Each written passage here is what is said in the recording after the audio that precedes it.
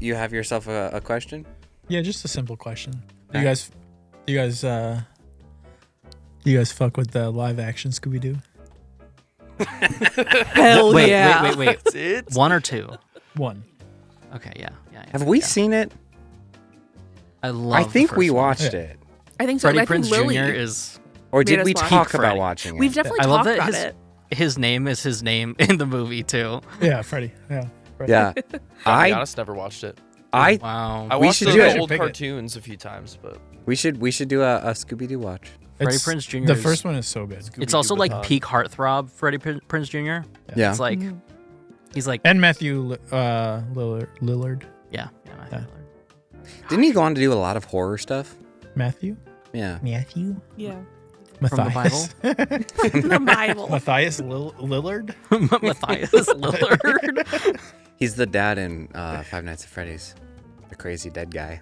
oh really? No. I didn't make that he's in connection, but Scream. now I can see it now. Yeah. He's in the first I Scream. didn't make that trip Yeah. to the movies. Sorry. Yep. Yeah, Yep. yeah. All right, well. In a world.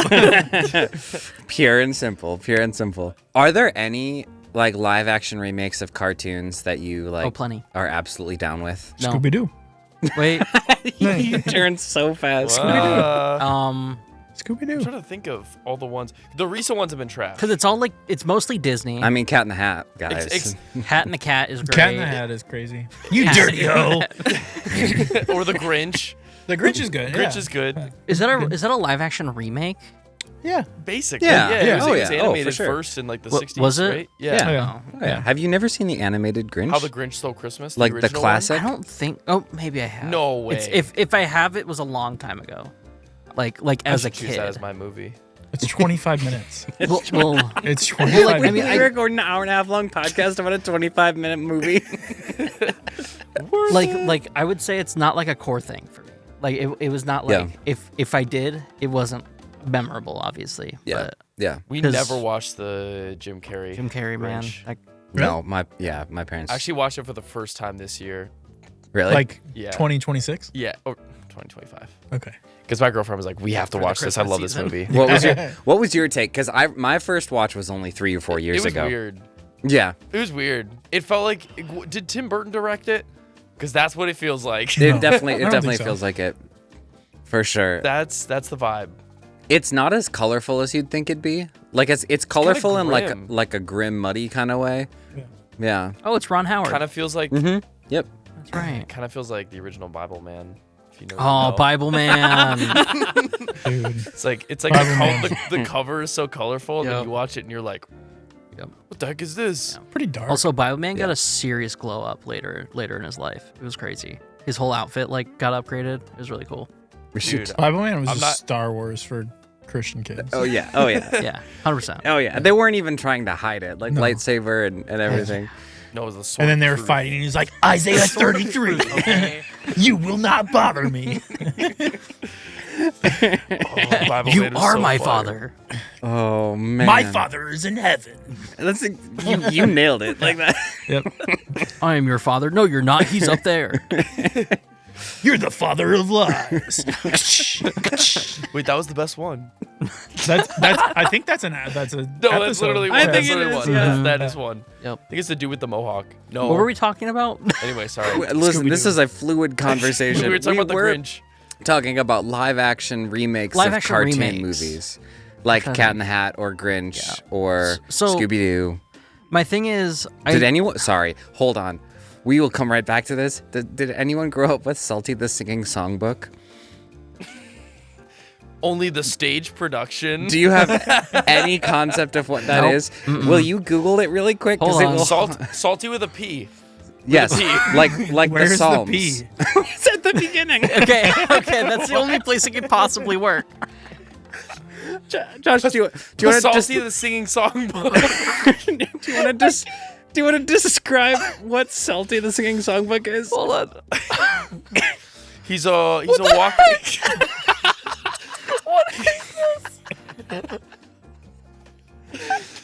Oh, Dan, you could look it up too. I need another sip. What the heck? Oh, in the social clips, there has to be an image of this dude.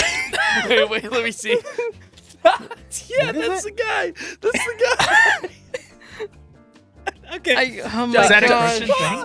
Josh, please describe Salty the Singing Songbook. When you said with the P, that got me.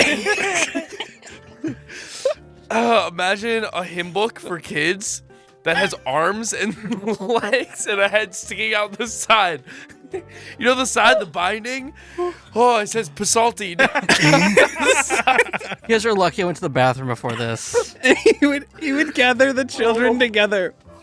And they Like sing from Mr. Rogers style, Yeah, by the way. literally, it's like All right, cringe kids, let's Christian sit down at the Mr. Rogers. fireplace. Will you like read psalms to them or something? Oh man, it was crazy. Oh, that was awesome. And most of it was like live show plus like didn't they have like puppets? It was no. Okay, so it was an animated show. What we saw was like This the live man. tour. Very defined face. Yeah. Which okay, came first? Was it that's- the cartoon? The cartoon came first. This was like a live tour production of it. Faces.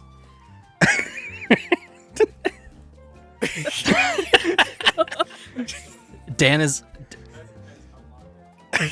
Did you see watch it? Were you? Did you partake? This unlocked a memory, but no, I haven't This seen is it. like a paralysis.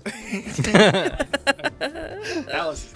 The mouse is crazy too. The mouse, yeah, that's So what the- the. Oh my god. Oh, The live performance of it started off with the mouse like with this like camcorder recording this like mouse guy in an outfit being like, I'm gonna Yes. sneak into the show and wreak all sorts of havoc. Yes. And then he like sneaks in and he just like sits there and like in the middle of the show it'll randomly cut to him and he's like mad about Pasalti singing songs. Dude, I'm like, dude, I can't. it honestly has like fucked up Five Nights at Freddy's vibes. Like, but no one was doing it ironically. Like it was like this is just great, good Christian fun. That reminds me of Timmy the Tooth. What is that? That I don't know. I know, Dude. I know that. I know that name. Timmy the Tooth. Haunts my dreams. I know what you're talking about. I need to look up Annie, Timmy did the you watch Tooth. Timmy the Tooth? Oh my gosh. No. Wait, show Dude. me picture. Show me Hold picture. on. show me The picture. anxiety attack might come back. Oh We'll my see. Yeah, gosh. this fucker, this haunts my fucking dreams. I can't. The This upper, seriously scared the like out of the upper everything. Lip, the upper This lip shit of the tooth. scares the hell out of me. I still see it and I go, oh my fucking What god. is he? And he's the good guy. He's a cowboy. He's got an overbite. Oh my gosh. And there's this fucking guy, dude, and I can't. The Adventures of Timmy the Tooth was a Muppet puppet series for preschoolers airing on Nick Jr. from 95 to 96. Should we just It watch only lasted Labyrinth? 1 year. Nick Jr., bro. That makes Should that we makes just all watch the like sense in the terrifying world. puppet movies now? Oh, Dude, man. the theme song scared me.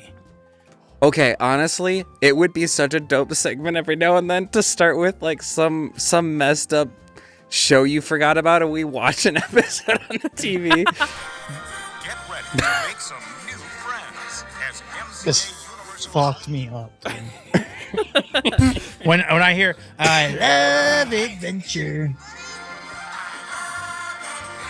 makes me think of Family Video and like just hitting. Man. Does The Hobbit count as a live action remake? Yeah, it does. Okay, That's great. was Cody, did you have anything to add to the cartoon to live action segment or should we move on? Well, yeah, but I don't know. I'm befuddled, honestly, now. I was just gonna say that I think the best live action remake that I've seen was Aladdin, but With Will Smith. I didn't even watch it. that's it. With Will Smith. Yep, I feel like it was relatively honoring to Robin Williams' legacy Yeah. without like straying too far from it at the same time. Love it. Yeah, let's get deep now. Perfect. All right. Let's hit the intro. In a world burdened by streaming services, cash grabs, and cheap CGI, One Movie Podcast dares to challenge the status quo. To celebrate the movies that made us who we are, and the movies that make us into who we will be. This is that podcast. I really hope you keep that awkward cut Wow. For before sure. it goes. Can that be like the official sound effect of our of our transition. Blow. Blow. It's just Josh. Yeah, when we start doing ads and we have to have like a cut to ad break. It's blow. Visual transition. Instead of a record rewinding for the commercial break. It's Josh going blow. Blow. All right. All right. Welcome to For the Love of Film. Thank you for joining us. I am not your host, Jeremiah. I am your host, Cody. Hey, Dan, who are you? he's CP. I'm thinking about Timothy the Tooth. This bow tie haunts your dreams. Josh, introduce yourself. I'm Hi. Josh. Thanks, Dan. We haven't established a listener base strong enough yet to not be thrown off by one of us claiming to be someone else in the show. That's true. What are we doing this week? What do we do? Well, we're doing your movie, your choice. Everybody watched it. We did. We did. I watched Except it for twice. Annie, but that doesn't fully count. She's the fact checker. She said, because I mean, I'll offer like, hey, do you want to watch the movie, for this week? And she'll usually be down. Or so it's kind of hit or miss. Sometimes she's like, no, I'm okay. But this one particularly, she was like, yeah, I've seen it before. Yeah, I would watch it. I was like, cool. And then it just didn't happen. Like she wasn't able to. And then so I sat down to watch it by myself, and then like a dog is in danger, and I'm like, it's weird that Annie wanted to watch this. That's interesting. And then Big Marley and then a bunch of dogs are in danger, and I'm like, it's mad that Annie was cool with this. And then dogs are dying, and I was like, Should I just make us watch Marley and Me for my movie? so My dog Skip. My dog. Oh my gosh. Milo and Otis. Winn Dixie, I don't think the dog dies in Milo and Otis. Dixie. where the red fern you're- grows. Old Yeller. Old Yeller. We're the old. Wait, Where the Fang. old what? Say where the old Yeller grows. This is just I a was gonna say dog the old movie fur. podcast. Cats and dogs.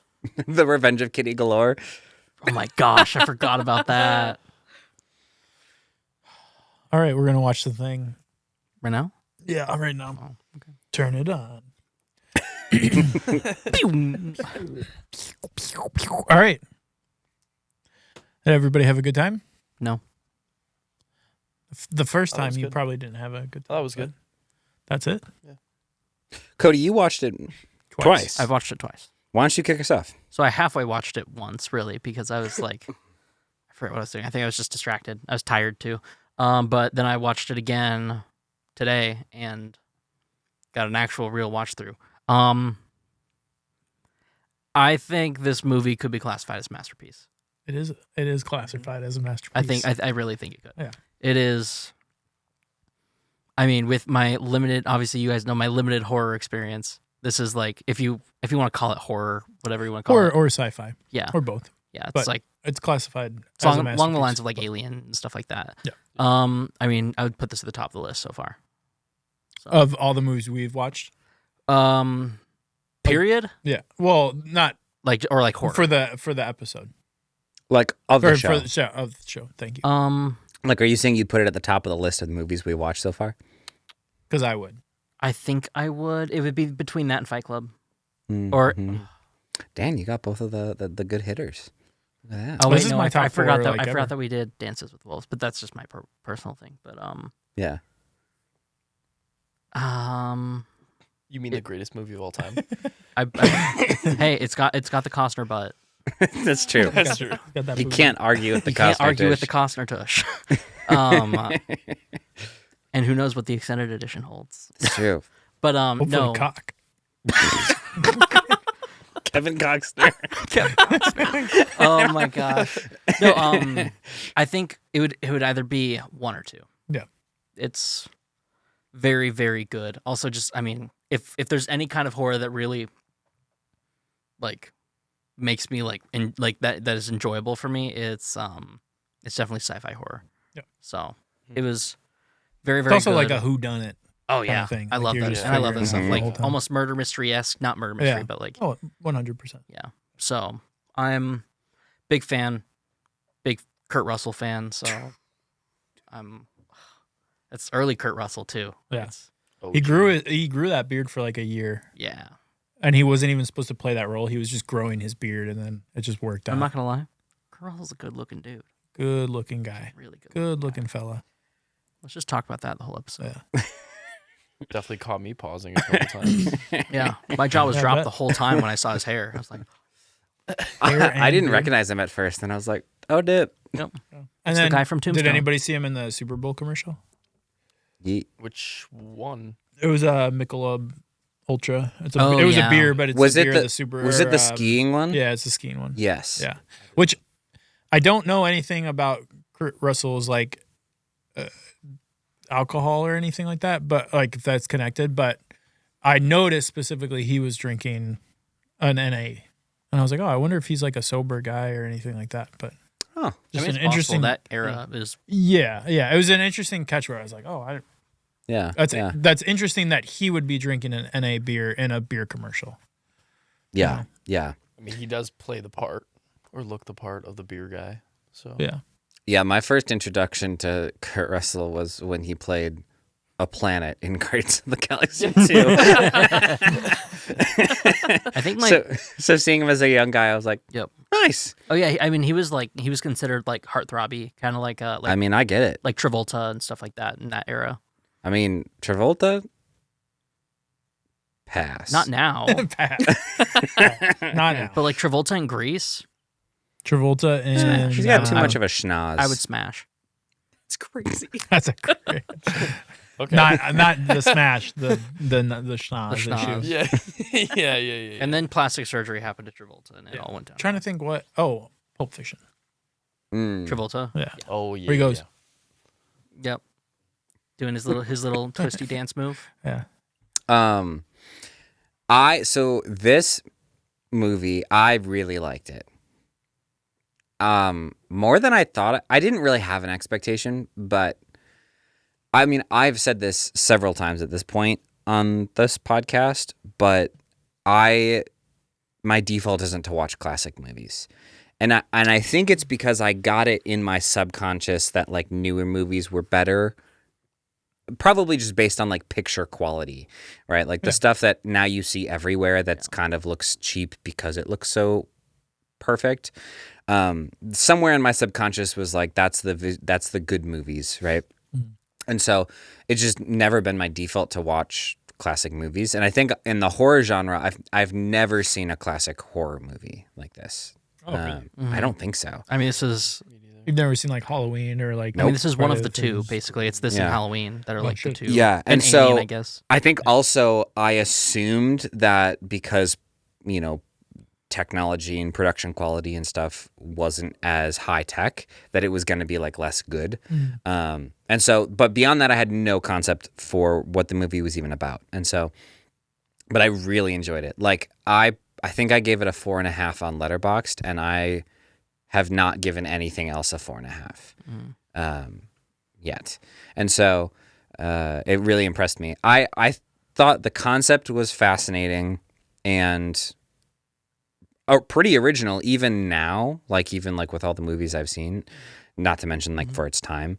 But so it was very interesting, very original, caught my attention. And once they got to the angle of some of us might be, and you even get the sense that if I am a replacement, I don't even know it yet.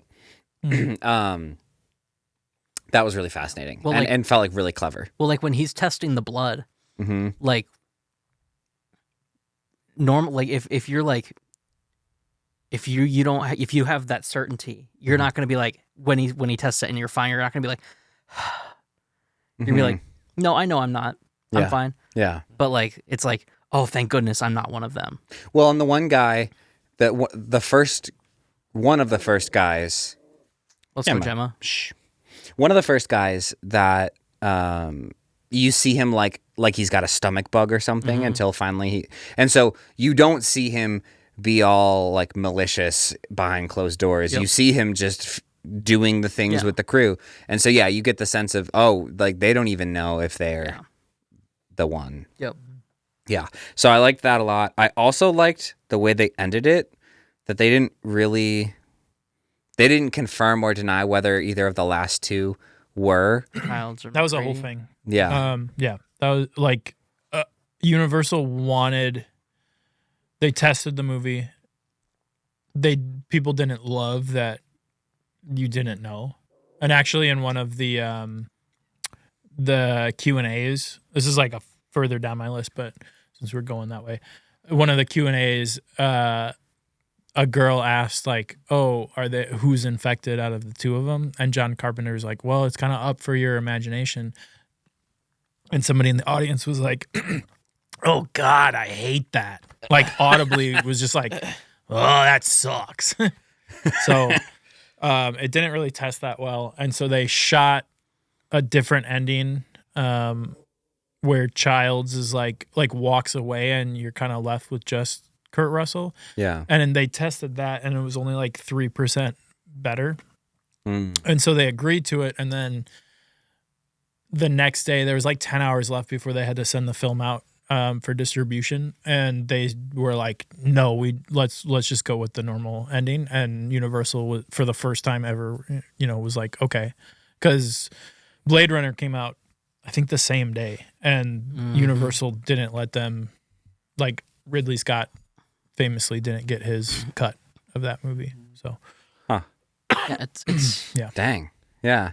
that's kind of interesting because I feel like you could do like the whole like it's such a small thing of like just adding another character at the end too, of like whether or not it's just gonna be Kurt Russell or the other guy or whatever. But like, because like the whole movie, like from our context of having watched movies, we're like, oh, it's just gonna be Kurt Russell. It's gonna be Last Survivor, Last Man Standing type thing. yeah, Plan and it. he wasn't supposed to be he wasn't supposed to be the leading man. It was supposed to be more of an ensemble. Yeah. And then But he's just got that damn charisma. well, yeah, and that it was going that way. The And Riz then factor. the studio was like, no, he should be the leading man kind of thing. Yeah. So Huh. Yeah. The last thing I'll say in my take was that I was legitimately impressed by the special effects that they did. Like, let me get into this because like, I told you a little bit already, but it is crazy. yeah, like I want to learn more of that stuff. But I will say just it's especially common in horror movies, but there's the moment that I've experienced when you're watching a movie and you kind of have a sense for the tone, and all of a sudden something happens that's like way over and above, and you have this like holy crap kind of moment. And I didn't expect this movie to be able to throw that kind of a punch. Was it like the first moment, like when the dog is like transforming? Yeah. Yes, definitely. Yeah. That was Demogorgon style. Yep. Yeah, that got me. Because that's like, for me, that my obsession, like my probably one of my favorite eras of filmmaking is the 80s. I love 80s filmmaking specifically because of the special effects. Mm-hmm. Because of like obviously Star Wars pioneered that and everything like that. But like the whole like body horror kind of like mutilation They really pushed the special envelope. effects. Yeah, because I mean, like, it reminded me of like the Indiana Jones movies. It's just like the almost like the clay style, what you want to call it, like mutilation. Yeah. And it's like it reminds me of Raiders. Like that's Yeah. exactly what I thought of. The melting face kind Yeah, of. like the melting Yeah. faces, or what is it, like in Temple of Doom, like the ripping the heart out type stuff. It's like Sure. Mhm. I also really liked that there wasn't you don't ever know what this thing looks like in its true form. Yeah. Well, That's that's the point. well, like the poster the of thing. it was just. Is that supposed to be Kurt Russell in the poster? Like, or is because like when you look at the poster, like it shows nothing about the movie at all, which I Yeah. thought was interesting. Because I was like, it's- oh, is this it's like going to cool be some too. sort of alien something? But There's Yeah, I didn't even know it was aliens when I watched I it. thought it had a laser eye. That's how they figured it out, or not figured it out. That's how they like decided on it was, and I can just like go over all my notes because it kind of just goes down the list. But like,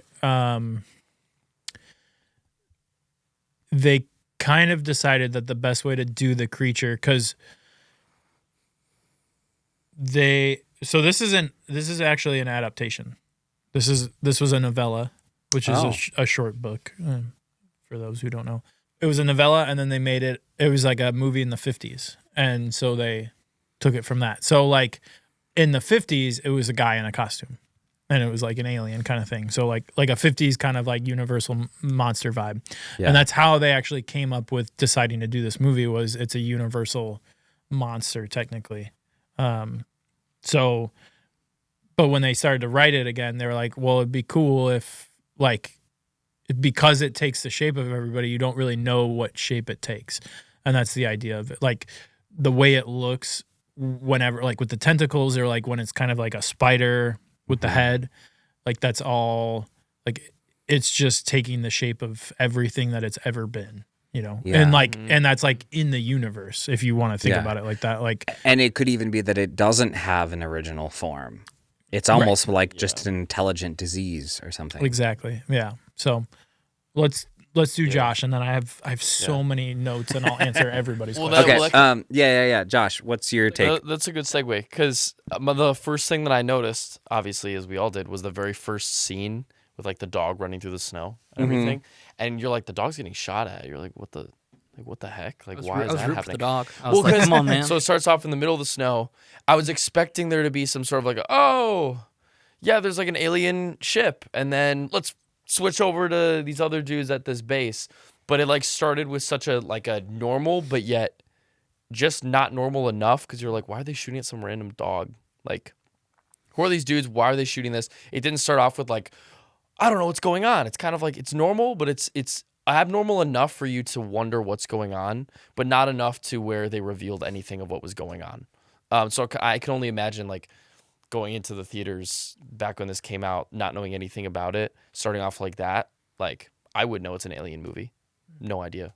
But of course, that's the beauty of marketing these days. They give it all away, and then do you don't think leave anything. Do you think they added the opening sequence with the spaceship in the galaxy, or like in outer space, to fill in a gap that they felt like people had? Hey guys, this is an alien. No, I don't think they so. did I think that it was on purpose. I think it was supposed to be there. Yeah. Okay. Yeah.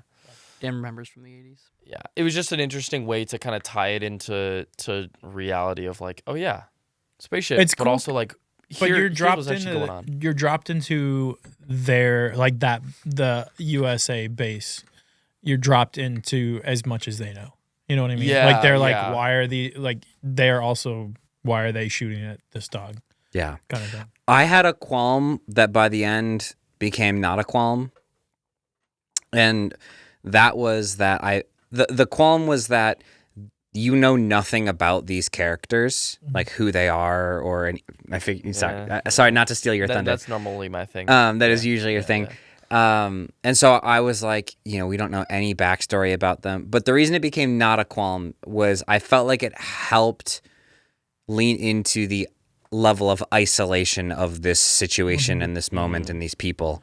100%. Yeah, it's like these people are out in the middle of nowhere, no life, like not anymore. Like this is the only thing. Well, and if you think about it, if you were to go work in Antarctica, it's the same thing. You're going with 10, 12 other people that you don't know, that they're not from your area, whatever. It's like, it's the same thing. Like you're just dropped in this place with these people and you have to live with them. And you probably don't have that much of a life going on outside of it to like pull up possibly 10,000 miles down south. You're okay being that far. Yeah. Yeah. And that's what kind of why you don't need it. You don't need the backstory, because there's a good possibility that they don't know the backstory of each other. You're like in this close quarters with people you don't really know. Well, going along with that, I did like that we got a sense of their interaction and their camaraderie. Like it reminded me of just watching an episode of MASH for the first little bit, where they were just kind of doing life together on base and whatever. Yeah. MASH. They're back to MASH. Yeah. So yeah, although we didn't really get a backstory, like I felt like at least those group of characters, they were each unique and they all had their own skills, roles, and personalities, which I enjoyed. Yeah. So that's normally my thing, because I'm like, I want to know who the heck I'm rooting for. But I thought it was okay knowing that at least they all knew each other and they had like enough differences between them. But anyway, so the whole movie the movie as a whole, I thought was great. Also very impressed with the special effects. Just because, I am who I am, it can sometimes pull me out of movies. But I felt like What can you mean? like special effects that I can tell they put in a lot of work, but I can still tell it's not real. But obviously even CGI, you're like, well, that can't be real. It has to be CGI because that's not real. Right? It doesn't step into the world of deceiving your brain. Correct. No, it doesn't fully get me convinced, but there were definitely like the spider thing with like the long neck. Like, Yeah, that like I was heck like, no. ooh. Like stretches out. Well, it's weird because I've seen that picture before, or like a picture of that creature, but I didn't know it was from this movie. So all of a sudden, when it starts like morphing into that thing, I'm like, Well, oh. during Old Boy, I have a thing shirt and it's got was that what it was? it's got the spider on it. Yeah. Okay. Yeah. Okay. I was gonna say, I was like, I know I've seen that thing a lot.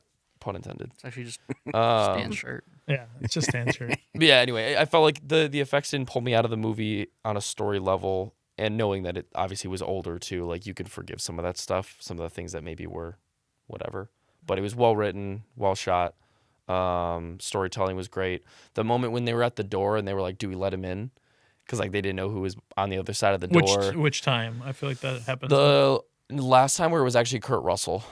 Oh, yeah, And then he gets in the supply room. Yes. Yeah. Yeah. Like that moment was really tense for me because it was like, how would I respond in that situation? Yeah. Because like that, I'm potentially letting something in that will absolutely kill us all. I got to this point where I was like, okay, logistically, they do the blood test, they confirm, this group of people are all good, but like now what?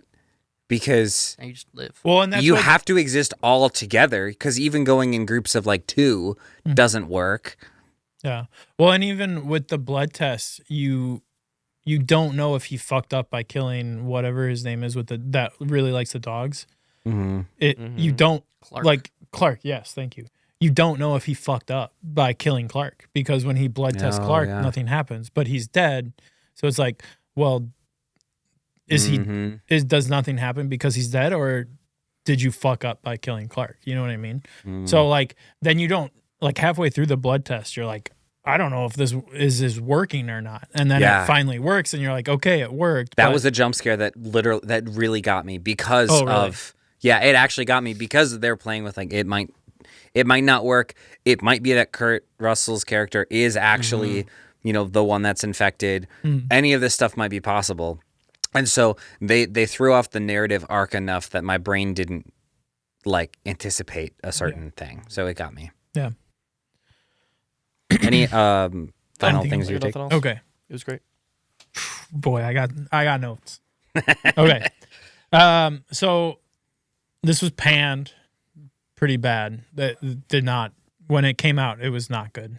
Well, not that the movie wasn't good, but just like It wasn't well received. it was not well received at all. And I'll tell you why later, but it was just not received. But obviously now it is considered a cult classic masterpiece. I wouldn't even say cult classic. It's just a masterpiece. It's so interesting to think that a movie could have that level of kind of general reception and then, 20, 30 years down the road, 40 years down the road, a group of people are like, this is 5. maybe one of the best movies. Well, You know I what I think- mean? Like and I that think level that of happened in like the 90s where it was reassessed and it was like, no, this fucks. yeah. Yeah. Yeah. It's just so interesting that like that level of change in perception about the movie could exist. Well, it's Right. also like when the 90s is like going hard, just like banger after banger after banger, Yeah. year after year after year. Mm. And then like you people are like really like getting exposed to what real good quality filmmaking, and it makes them reflect. And you're like, oh, these are actually really good. And so, yeah. Yeah. Plus, it's like Roger Ebert getting in his prime, so he's like critiquing all the things. So, but yeah. Yeah. So like I said, it was a novella. It was a book, and then they made it into a movie. The first one came out in 1951, and it was called The Thing from Another World. And so the book has a different ending. At the end of the book, they see birds, and they're like, "Oh fuck, is it a bird?" Oh. So they see like birds flying by and they're like, what if it's in a bird? Because that's like the whole point is like, you don't know who it is. And you like, if it affects one thing and it gets out, you're doomed. Yeah, if that's it's kind of why it's you're like, screwed. yeah, like at the point where they burn, it's not Blair. God, I don't remember his name, but when they burn him in the snow and they're like, that's when Kurt Russell kind of gives a speech and was like, we got to figure out what's going on. Otherwise humanity's fucked, you know? Yeah. I can't remember his name. Hold on, this is gonna bother me because Is Blair the one in the cabin? Blair's the one in the cabin. Blair's It's the Blair. Yeah. Yeah. No, it's not Blair. It's somebody else that like goes out and you're not sure if he burns himself. Fuchs. Yep. Thank you. But yeah, so it's kind of left unknown. Like almost every adaptation of this, it's like an unknown kind of thing. Because like, I mean, the three people, technically, like 2 we know are alive. 1 we're not sure of, and that's Blair. Yeah. Because But then Blair is the monster at the end. Is he? Yes. Okay. Yeah. That's a whole thing where like you think it is Blair. Yeah. You're right. Yeah, it's the Blair monster as they call him, which is funny because like Blair Witch Project. Blair Witch. Yeah. Yeah. So originally they did not want John Carpenter for this movie, and then He was the director. Yes. And then Halloween came out, and Halloween was huge. Yep. And so then Universal was like, oh, okay, we'll take John Carpenter. John Carpenter also did Halloween. Would Yep. you say this is better than Halloween? I think so. I have not seen Halloween. But I mean, that's just my opinion. Like, Yeah. I enjoy this more. It's more fun to me. That's But like, so John Carpenter does most of his own. He does most of his own scores. Really? Mhm. Yeah. So like for this score, he like kind of did it, but then somebody else did it, and I didn't really write down too much about the score, but he like did it and then didn't do it. But it's like the score for another movie I don't remember. So we won't really cover the score too much, just Yeah. because I didn't. I mean, write they down have too much. the kind of the droning like dun dun Yeah, the it's like whole the time. heartbeat. dun dun. Yeah, the whole time. Yeah. Yeah. or is it Law and Order?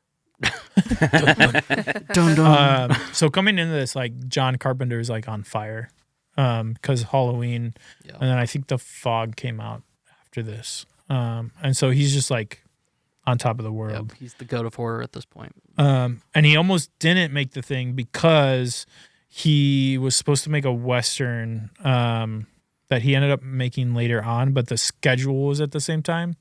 So he told Universal, he's like, oh, I got this other thing, and it's like further along than this is.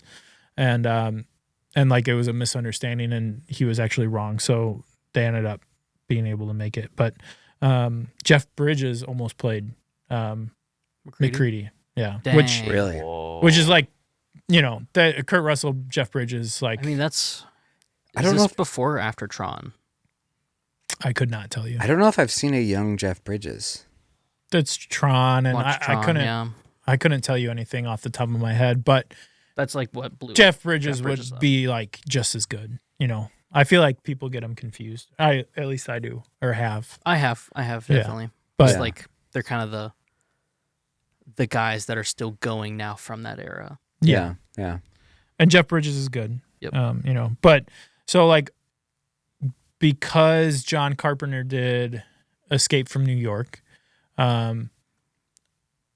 so he's done a couple movies where like Escape from New York has Kurt Russell in it, so they were already friends. And then he did Assault on Precinct 13, which is like insanely good. So he did that, and then I think Halloween, and then Escape from New York. So he was just like sharing the script with Kurt Russell and like asking for ideas. And then he ended up playing him like later on. It was just like, oh, well, like, why don't you just do it? Yeah. Because he was helping him with the script kind of. Dang. The budget, I think, was originally set at 10 million, but I think eventually it went up to like 15. Yeah. Special effects. Yes. So just monster effects was 200,000. and then it went up to I think like 1.5 or something like that. Oh, I believe that. Yeah. Which 200 was not enough, but that was the most at the time for Universal for any kind of like monster effect. Yeah. Do you know who did the special effects for them? Boy, do I. Thank goodness, man. I'm a special effects nerd. I love Yes. it. So his name is Rob Bottin. Bro was 22 when he was doing this for The Thing. And he's an indie guy? No, no company, no nothing? No, so he at 14 he was like doing special effects and like drawings and shit, and he sent it to somebody that I didn't write down the name of, which is my bad, but he was doing Star Wars. It was the guy that did the special effects for Star Wars. So Rob Bottin was actually the tallest creature in the cabana scene. He's one of the instrument players. He like actually plays him. Oh. But he sent all of his shit to the guy from Star Wars, and like their company house. I can't remember. Star Wars? Yes. Yeah. Whose company house? The guys for or Star Wars? for the special effects. special effects. Gotcha. Okay. I should have wrote his name down. Yeah. But he sent a bunch of stuff to him when he was 14, and he took him in and made him his apprentice just based on his drawings. That's dope. Yeah. So by that time he had done, I think he did The Howling is the movie that like kind of made him famous. And then John Carpenter was like Robertine like got an interview or like just like got to see John Carpenter and like just was like, let me do something for you. And so he like was a dead pirate in some John Carpenter movie. Are we talking about John Dykstra, the Star Wars guy? I can't. Well, it's John Dykstra. It might be, if you're saying but that Star Wars doesn't guy. sound familiar. But No. maybe. But he did Star Wars, so Okay. that's cool. That doesn't sound right, but Wow, yeah. Could be. maybe. She'll figure it out. We have a fact checker for But this. yeah, so like then Phone's so he, strong. I haven't been looking up anything. you're on Facebook. That's fine. Oh, that's good. So he worked on Star Wars and then he like did his own thing. And then he was just like, he's so hyped on special effects that he like met John Carpenter. He was like, we got to work together. But yeah, he was 22 when he worked on The Thing. Side note, all the matte paintings were done by Albert Whitlock, who did like The Birds and Mary Poppins. What do you mean the and, matte paintings? So like specifically for The Thing, there's a matte painting for the spaceship. That's a matte painting. Oh, Anything like really around the spaceship, that area is all matte paintings, which like was really interesting to learn about because I bought it on Apple and it came with like iTunes extras. So it came with a commentary and it came with like a behind the scenes thing that was like an hour and a half long. what is a matte painting? Good question. So, you know, when you watch something from a long time ago and you're like, that's not real. Yeah. It's a painting. So instead of a green screen, it's a. Yeah. So there would be people that would make matte paintings like in Mary Poppins, anything where like for the chimney, like all that is a matte painting background. yeah. And they like put it in. So he was like known for doing matte paintings. Huh. Which was super interesting because they like, you know, they put it in and they like filmed the matte painting stuff in like LA and they like just drop it in. It's like, I don't really know exactly how it works, but it's like a guy who's doing a real painting. That's dope. Yeah. So his name's Albert Whitlock and he did The Birds and he did Mary Poppins and he did The Thing and like Blade Runner and stuff like that. So anything like that's matte painted is, if you just look up his stuff, it's like, holy shit. Like it's cool. Yeah. But yeah, so that was a side note, but they did a lot of the filming on a soundstage in Los Angeles for inside the like base. Yeah. Where so it was like one of the hottest summers that Los Angeles had. So they're doing it in a sound stage, but then they were bringing in all this these like AC units and stuff like that to make the breath. Yeah. And then, or like air conditioners, and then they had like humidifiers and stuff like that. And so people were getting sick the whole time they were filming because they're making the set cold enough where you can see their breath, and then they're going out in like, 110 degrees weather or whatever to like have lunch and stuff like that. So there's a lot of sickness and flu and stuff like that. The stuff you don't see. Right. So, and there's things online where you talk about like, is MacReady good or not, or like the alien, because there's a huge thing, like with MacReady's like shirt ripped and shit like that. Like there's a lot of debate online if he is like an alien from like the get-go essentially. But I personally think it's just like, it's not, the production is just like, it's not cold enough for his breath. And so sometimes you're like, oh, I don't know, maybe he's like an alien, so he doesn't have breath. Yeah. But it's just like, it could just be a fuck up. You know what I mean? So where did they film the exteriors? In British Columbia. Okay. So what they did I'm kind of jumping ahead, but for the exteriors in British Columbia, they built a set. I can't remember what it's called, like where exactly, but they built a set in the summer, and then they waited for it to get snowed in. And then once it was snowed in, they went and filmed all the outside stuff there. So we'll get to that a little bit later. That's crazy. Yeah. Yeah, it was cool. Robertine was like in it, right? So he worked he lived on set, right? He lived on the Universal lot for a year and 5 weeks, working 7 days a week. That's commitment. Yes. That's crazy. It's absolutely insane. And by the end of it, he was hospitalized. Like they were like, you don't look good. You need to go to the hospital. So he put in the work. Most of the special effects, were they mechanical? Were they puppets? It looks Yes. like stop motion-ish almost. I don't think there's, they maybe tried to do a little stop motion for the Blair monster, but it ended up not working. So they did something else. Okay. But a lot of the stuff is, Or like claymation or something. so like for when the chest bursts open, I don't know who that is on the table. I can't remember. But they like recreated his chest. They took pictures, and there was a person designated to get every chest hair Dude. precise. So they were like Continuity. I love yeah. it. So like the dude, when he saw his chest, he was like, "That's like my chest to the T." So he was like laying underneath his chest, and it was like his head. And they like, it was just down to the chest hair. And every special effect thing was like one take, because I guess it'd have to be. Yeah. yes. So like that made it really hard because they kind of fucked up a couple times. Yeah, that's a lot of money. Yeah, a lot of money, a lot of like, it has to be right, and it has to be right the first time kind of things. So like when the doctor puts his arms in the stomach, when the stomach like opens up and it's like kind of teeth looking thing.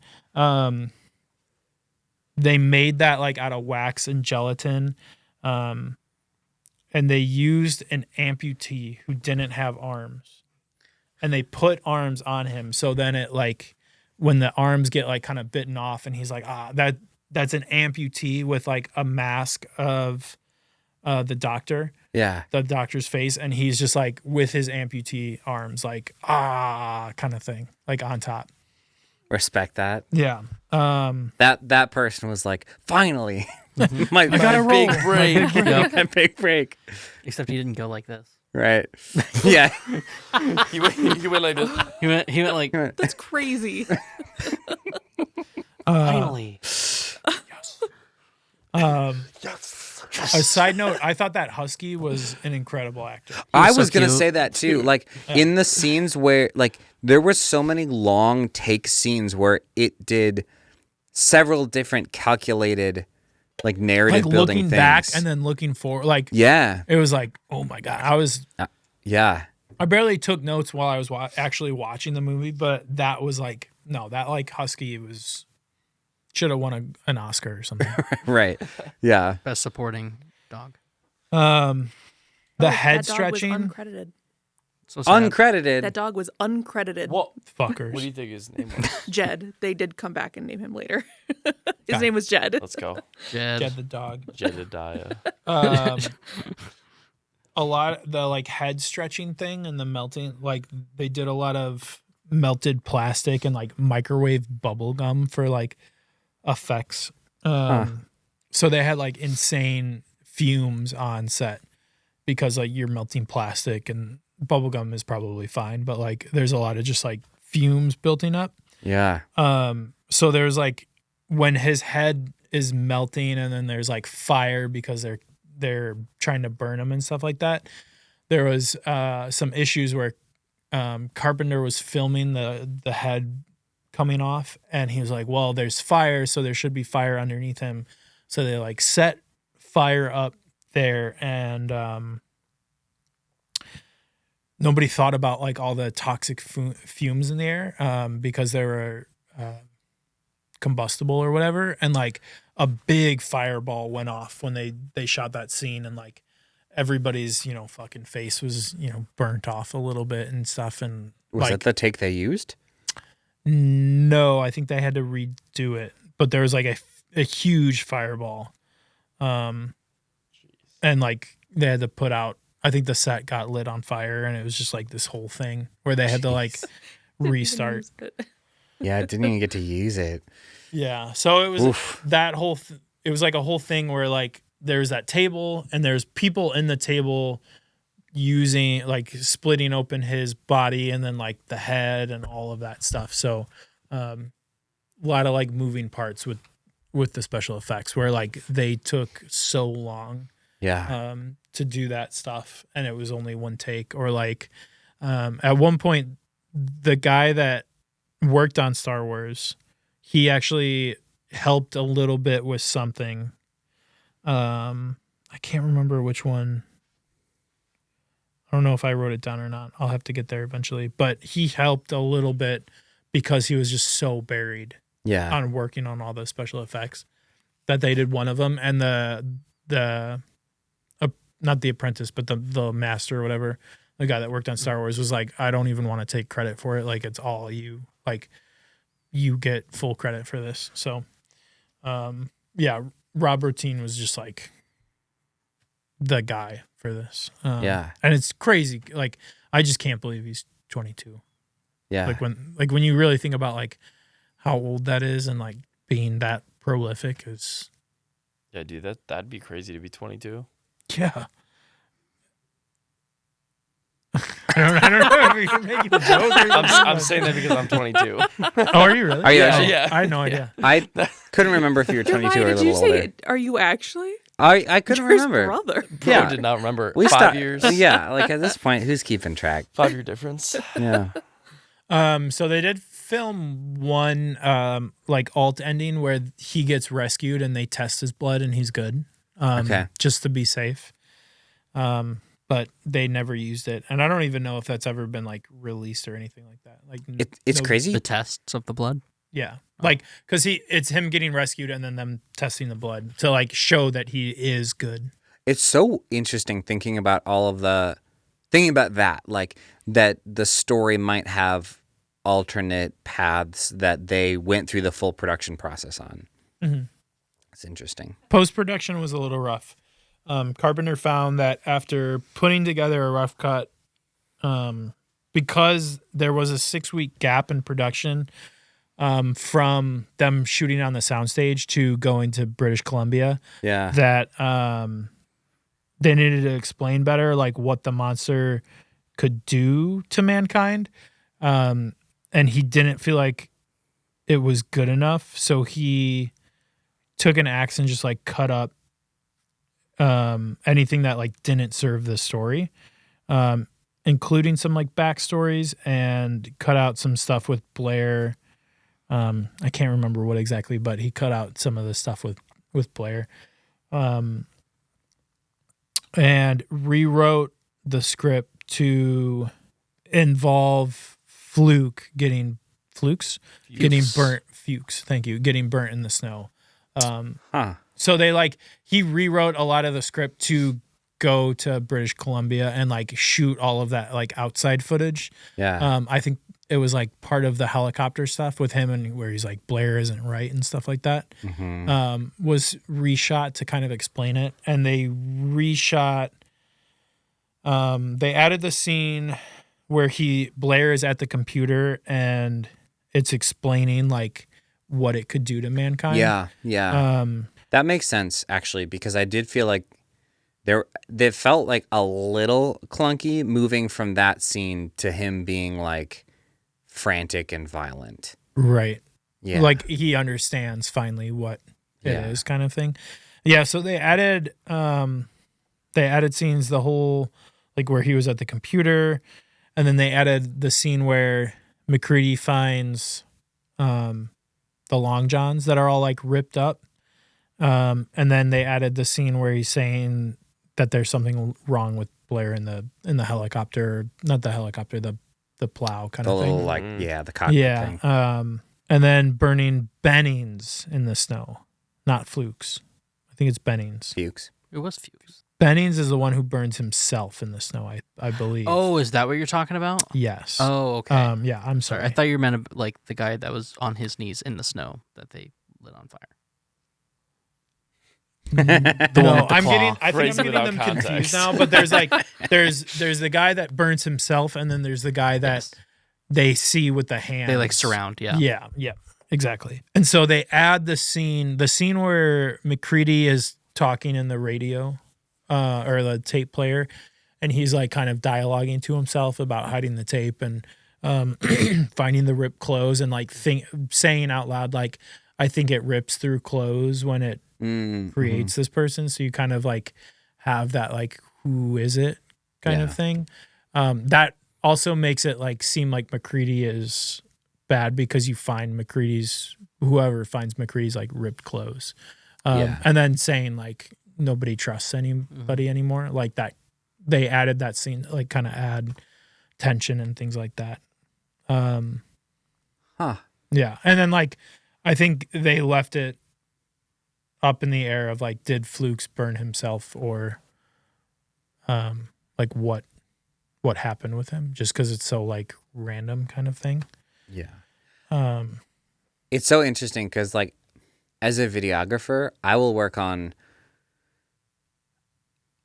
a 3-minute video and be like, do I need to add this thing? Do I need to take this thing out? Do I change? Like, is this working? I can't imagine doing it on a full length movie. And rewriting stuff. Being like, I think we need to add this scene. I think it works better, and then putting it in, and then watching it and being like, did it work better? Right. Do we want it to do? Are we overthinking it because we're too close to it? Yeah. Yeah. Yeah, I'm sure that whole process is rough. Yeah. At the end of the movie, when they blow up that, the base, that they actually like were able to blow up the base because they built it in British Columbia. So like that's also like, one takes. Yeah, exactly. Yep, a one take thing. The test screening didn't go well. People walked out during the first autopsy scene, and like the first scene with the big special effects. No, the autopsy where I think they're autopsying the dog. Talking about where like the two faces. Blair like pulls it open and like pulls out the So people were walking out, and some people actually threw up during that as well. Yeah. It's so weird because that's such a different time, because I did not see that and go, ugh. Yeah. Well, also I'm like queasy. We're sitting here and like, you know what I mean? We sit here with our like special effects today and we're like, oh my gosh, it looks so fake. But like, that is true.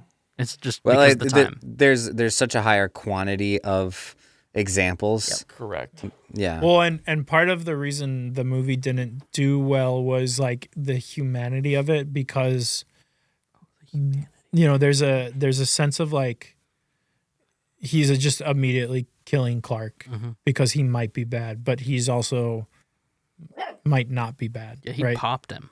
Yeah, and so there's like, and even when something dies, they're just immediately like cutting them open, and there's no, or like just burning Bennings or Fluke, like they're just like whatever, so that made audiences uncomfortable, just like the sense of like not really caring about these people that you're like literally just living with, kind of thing.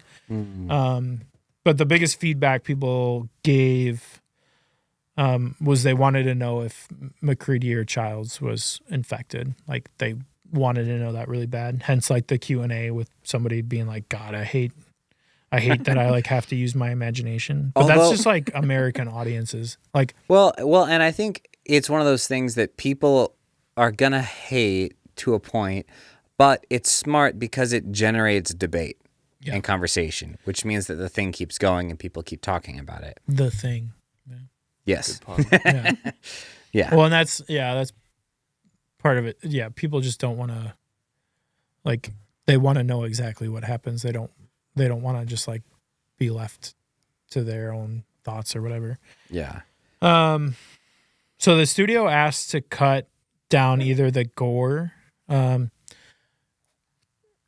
or change the ending, and Carpenter was like, well, it doesn't really work if you cut the gore, because it doesn't really like showcase the monster. Well, it's and not like, the thing anymore. right, It's kinda exactly. So A he thing. he was thing. willing to have Verna Fields come in. She's the editor of American Graffiti and Yep. Jaws, and re-edit it to make the ending seem like MacReady wasn't infected. That's a big hire. Yeah, well, just for the ending. So she just Still, did. like that's They had enough footage where like they didn't have to do reshoots, and they just edit it where like he kind of like walks away, and they make it seem like MacReady isn't infected. But it only tested 3% more. That's what I was talking about earlier. And they didn't stick. Go with that. No, Got it. They were like, it tested better, and the studio wanted it, and then John Carpenter was like, no, let's just go with what we had, because like honestly, like 3% is nothing, Right. So they kept the original one, and that was that. So the screenwriter, which I didn't write down his name, but he originally had the idea that they would both be uninfected, and it was just two men sharing a drink before they froze to death, kind of thing. Like just this whole, not, I don't know if you want to call it wholesome, but just like this, like, okay, like we did it, like we're gonna die. Yeah. You're just kind of sharing a drink with the homie. But yeah, when it came out, it did not do well at all. Really? Yeah. Like the review, I didn't write down any of the reviews, but I saw some of them, and they're just like terrible reviews. Huh. Which is crazy because it's so good. Yeah. read the views. Wrong. Yes. Wrong. Just going through them. It's interesting thinking. I wonder, did this movie have more test screenings than usual, or I don't know. or is this a commonplace in movies that we just aren't aware of? The test screenings? Well, it just sounds like there were multiple iterations of test screens. It seems like it. The test screenings, like, I don't know if they really still do them. I'm sure they do them a little bit, but they used to do them all the time. Like I know, like now in today's industry, I know like James Gunn does them all the time. Like certain filmmakers rely on them more than others, because like I only know James Gunn because I've read or I've listened to like podcasts where he talks about how like he does screenings with audiences all the time just because he loves feedback to be able to make his movies better. Cool. Yeah, so I don't really know how much they are now, or like how many they really did, but I know they did. It sounds like they did a couple different ones. Yeah. But a big thing about this is Universal also dropped a movie 2 weeks before this. Does anybody know what it might be? Were you talking about Um, Blade Runner? No. Funny. Is this- Very good guess. Is this Well, because you were Indiana talking Jones? about that earlier. No. Blade Runner, I think, came out on the same day, but Okay. And that wasn't Universal, I don't think. I think it is. Was it Forrest Gump? No. You are It was like you, 1994. What, Yeah. year, what did Cody say? you're the Indiana Jones. Because I Think- think that was 82. think around that person issue. Ford? Was it a Star Wars? No. It wasn't. No, Star Wars It wasn't was A New Hope. Is Spielberg. 77. Spielberg came out 2 weeks before. E.T. Hold on. Yes. E.T. No. Yeah. Yes. Yeah, you're right. Yeah. So E.T. came out 2 weeks before by Universal. Universal was like, this works because Universal will be for kids and the thing will be for adults. But You mean E.T. will be for kids? Yes. Yeah. Is You that said what I said? Universal. Universal is for kids. Universal thought that that's what, like, Oh, I see. Universal thought that E.T. was going to be for kids. And Got it. Yeah. It's for everyone. Yeah, exactly. And so E.T. crushed it. And because they're both aliens, like everybody was like, no, E.T. and fuck the thing. So that could be part of it. Well, I mean, also releasing one of the most successful movies of all time in Yes. box office. Yeah. So for some perspective, the budget for the thing was 15 million and it made 19.6. Okay. E.T. I don't know the budget for E.T., but E.T. made 800 million. Jeez. Oh, yeah, I mean, So, so until Titanic, E.T. was the highest grossing film of all time. Dang. so like, it's just bad timing where it's Yeah. like, Terrible. Oh no. Party foul. Take a Party shot foul. of Everclear. Whoa. Red Bull. That's not Everclear. Yeah, that's. Sure, I'm good. Do you have any idea like what that did to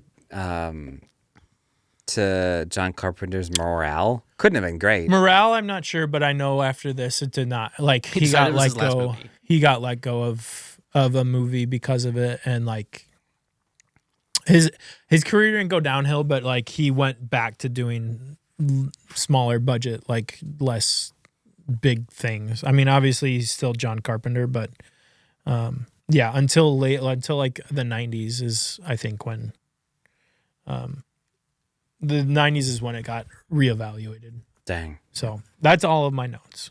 Dang. That's So crazy. Okay. Let me look through. I made a couple notes just while watching. I might be able to answer stuff. That's just what I wrote down. I've seen some cool things about how they did the title sequence. Yes, and we talked about that at work. Yeah. So I can kind of explain it.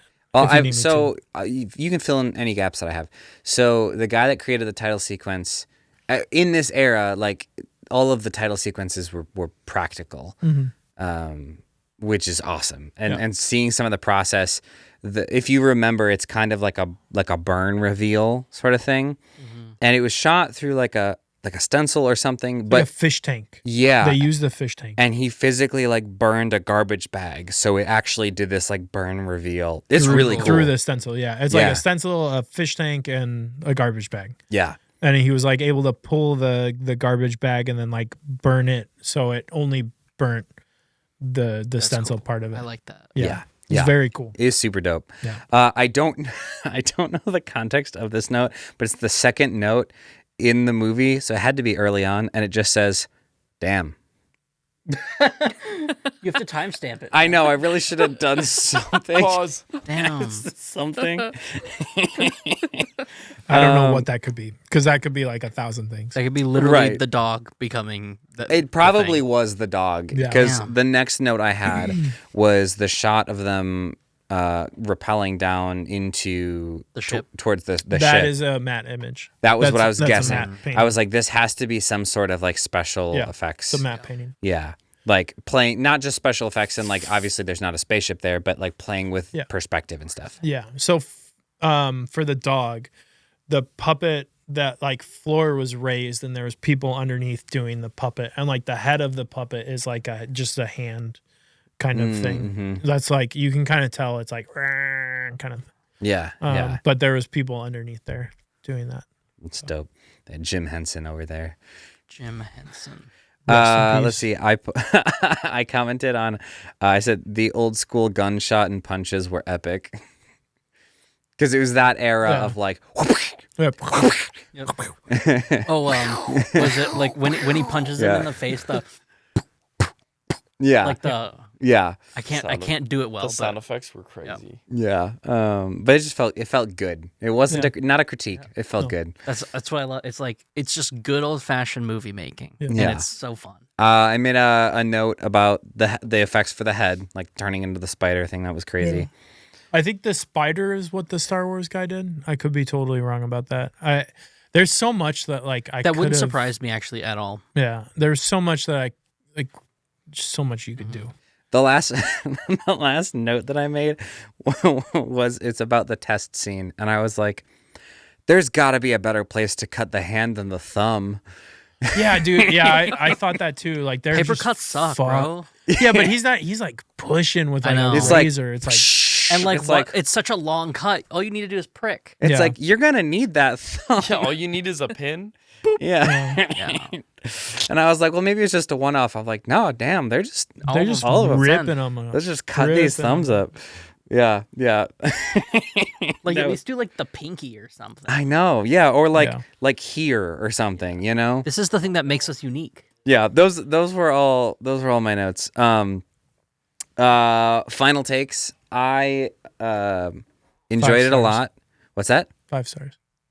I gave it 4.5 on Letterboxd. And the only reason I'm not saying 5 is because I'm holding out for the idea that there's a movie that I'll just know is a 5, which is probably stupid. Wow. But you'll watch it again and it'll be a 5. Yeah. But no, it's the highest rated movie that I have put on Letterboxd so far. It was a really grounded story, really interesting, kept me engaged, kept me pulled in, kept me wondering what they were going to do. And I was, even for the time, I was really impressed by the effects that they did. So, like, even for today. So, yeah, all around, good vibes. Yeah, did a great job of encapsulating the environment as well. I think that's one thing I didn't mention in the opening, but yeah, like I couldn't have told you that it was on a soundstage. Like I felt like everything was really well designed, well shot. Yeah, I mean it hits, like Cody said. It's good old fashioned filmmaking. Like, yeah, this is a movie I wanted to watch for a long time, never had. So I'm glad you recommended it, and it was a good time. Good time. I don't know what else to say. Like,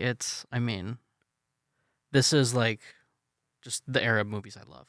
I love it so much. So I mean, like I gave this a 5 on Letterboxd. I genuinely like. It's so good. Yeah, but yeah. I mean, it's in my top 4. Yeah, and especially just like when I hear you talking, it like affirms it more because it's like, oh, just even involvement of people that I've been obsessed with for years now. Like you mentioned, like Verna Fields, and I'm like, oh, no way. Yeah, because like I don't think like nothing she did was in the movie, but just even like just having her on it, is like, I mean that's a movie brat, which is like, for those of you that don't know, it's just that era of filmmakers that like all went to film school and everything like that, and they were all kind of like friends. Yeah, and so it's like she's not that's not the one that was married to. No, that's Marsha Lucas. Okay. Yeah, she also worked on Graffiti. Okay, that's why I got confused. But yeah. But like when you say the names, obviously John Carpenter is John Carpenter, but and even like you have like produced by Bill Lancaster and everything like that, and it's like, man, I didn't really get into like the writing or the production or anything. But it's like, I mean, I watched Bad News Bears when I was a kid and everything like that, and I loved it. So it's definitely like, I don't know, it hits the nostalgia factor with just the people as well as just good old fashioned movie making. That's what it is. Yeah, and we're not even talking about the 2011 one, the prequel, which I thought about bringing up. They made a prequel? Yeah, dude, but it's That Thing. It's not. It's called That Thing. That Thing. It's called The Thing. Actually? Yes. Yeah. And it's like, I want it to be good. Like, it's not bad. It's not bad, but it's just not what I want it to be. And they wanted it to be good, and it just didn't end up being good. Was it also John Carpenter? No. Okay. No. Yeah. Was he even like involved? No. But yeah, you picked a banger, so. Thank you. Do you have a final take? I mean, you said all the things. Yeah, It went balls to the wall. it's one of my favorites. It's really good. I feel like I could watch this at any time. I fall asleep to it sometimes. That's crazy. It's a good like. I could fall asleep to it, I feel like. It's a good cold movie. You know, like Because it's in Antarctica. yeah, it's just like you want to watch it right now. You know. Yeah. But, I don't have anything else. It's just, it's good. Love it. It's good. Fact checker. I have some fun facts that I found. Oh, hit us. Most of them are about Jed the dog. Yes. He was adopted and owned by Henry Winkler's second cousin. I Cool. love him. Me and That's him, a me fun and him are tight. connection. He's dead He now. was only in 4 movies, but he was specifically noted in The Thing. So The Thing was his first movie, but he was specifically noted as being like a really good actor dog. So He was interesting that came incredible. up. Yeah. But a lot of people commented that. And then eventually got him the role of White Fang in White Fang. Nice. You said White Fang earlier. He's Yeah, White you brought did. that up earlier. Yeah. And then he Wow. was in White Fang 2, and Let's he was go, Jed. uncredited. He was in White Fang too. He was in White Fang 2. He wasn't- was so good. He was too Yeah. old for that role. Yeah, that dog was 18 when it died. Wow. Lived for a long In human time. years. In human years, yes. Wow. Yes, in human That's an old dog. It's like That 2 is. years That and is. dog old years. dog. Especially a big A dog. little Like, over 2 years. Yeah. Any other fun facts? yes, Roger Ebert did not like this movie. He did not. He did not. He gave it 2.5 stars. He thought the story, he thought John Carpenter is bad Roger Ebert's my hero. generally. Ebert. He did admit, he was like, it was a scary movie. He's like, but it was gross. His opening line is, "The Thing is a great barf bag movie." Well, That was one of the reviews. Oh yeah? Yes. well, it's Yeah. also like, I feel like the perception of it would be like that because of like I'll say that groundbreaking kind of just style of horror. Mhm. I mean, you don't have horror like that beyond at this point, like in 1982, beyond like Alien and stuff like that, Mhm. and like Yeah. that's really it. Because Yeah. I mean, like what is it? Like Halloween, it's just stabbing. Yeah, it's not. It's not the same. Yeah. So it's just, I mean, and then obviously that starts a trend where it's like, oh, we're starting to get into this more gruesome, brutal horror kind of vibe. Yeah. And so I feel like, Yeah. because I mean, Roger Ebert evolved in his criticizing as well. So Mhm. it's definitely But also, it's been reevaluated, and very much so. I'm Yeah. sure he That dude's takes my that hero. back. So Yeah. Yeah. All right. Which Cool. leads to my last fact. Sorry. Yes. Maybe you mentioned this and I just missed it. In 2025, the movie was selected for preservation in the United States National Film Registry saw by the that. Library of Congress as being culturally, historically, or aesthetically significant. I did Aesthetically not pleasing. say that, but I agree. That's very Okay. cool. Yeah. All right. Well, Jeremiah. I had a question. I'm gonna save it for next episode. I think it'll Please. be a good opener. But what are you gonna pick, Jeremiah?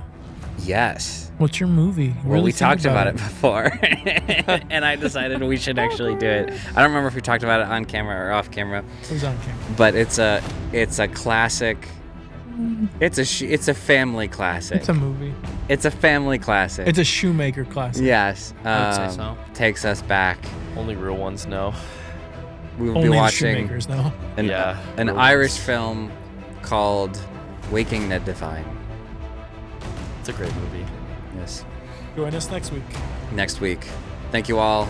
Consume our content. Follow us. Send us things. And join the club. Watch our movies with us. Consume my content. Bye.